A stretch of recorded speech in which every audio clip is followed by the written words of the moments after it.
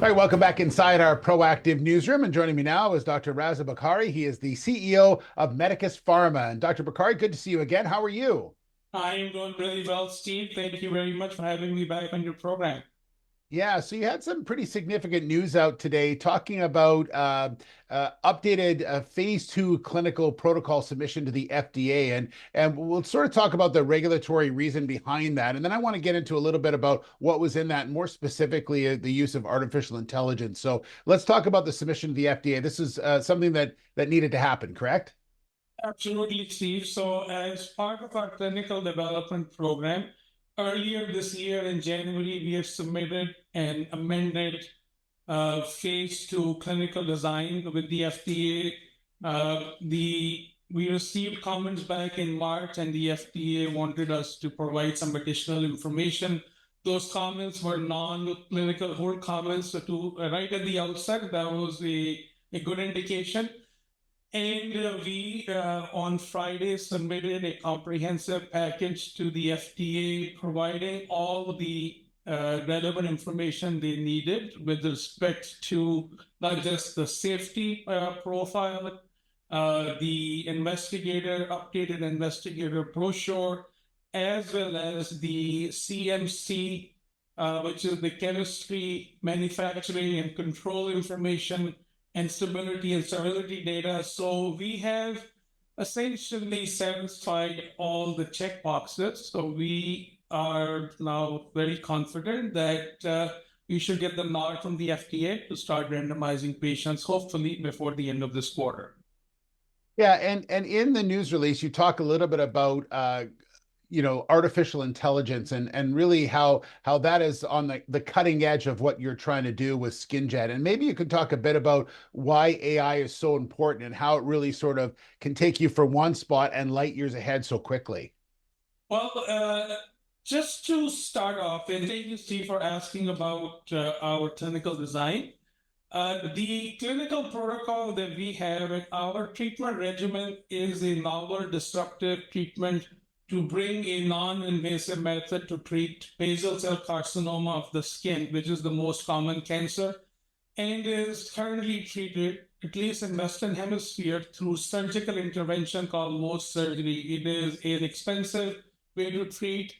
It is aesthetically not very pleasing, and it is to a great extent a painful and an expensive process. But nonetheless, 7.5 million Mohs surgical cases happen every year in the United States. Just to begin with, our treatment regimen, which delivers a known chemotherapeutic agent at the site of the lesion and cures cancer by itself, is very promising. So we are on a non-invasive pathway to make it more and more effective, and also make it aesthetically more pleasing, as well as make it painless. We have also are very excited that in our clinical design, we have 6 clinical sites. So one of the sites is using artificial intelligence powered software for purposes of diagnostic purposes and confocal microscopy for the conclusive histological examination. So the holy grail is that if we can completely become non-invasive, so we have in our clinical design added these supplementary endpoints that while we will continue to do the conventional thing, to do the investigative biopsy, to diagnose basal cell when we recruit these patients, and we'll also do the histological examination to demonstrate that the cancer has been cured. But by using these cutting-edge tools as an additional supplemental points, we hope that if we can gather enough data, then it correlates with the traditional ways, that in the end, our treatment alternative will, from start to finish, will be a completely non-invasive one. So we are extremely excited that we have been able to incorporate this next frontiers of medicine driven by artificial intelligence in our clinical design that we have submitted to the FDA.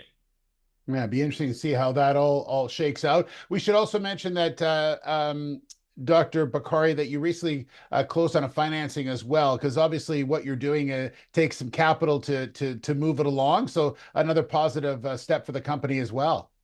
Yeah, indeed, Steve. We are very fortunate that since the fall, when we came on the scene by listing on Toronto Stock Exchange with a modest raise of $6 million, since then, we have raised nearly 12 million US dollars through private placements, and the funds that we have so far raised, they are at a premium. So to what our stock price is. So that has been very reassuring. The market has received us well. Of that nearly 12 million that we raised, that we closed the transaction on June 28th, 8 million has come from an investment fund. That is a Philadelphia-based fund which is focused on cutting-edge biotech investments, and we are their first investment. So we are clearly getting the attention. Drug development is an expensive business, and the name of the game is to continue to perpetually raise capital in an orderly fashion, so that you can have a capital highway in place to bring to market these novel therapies. So we are quite satisfied over these last 9 months, but our work has just been done, and there is a lot more needs to be done.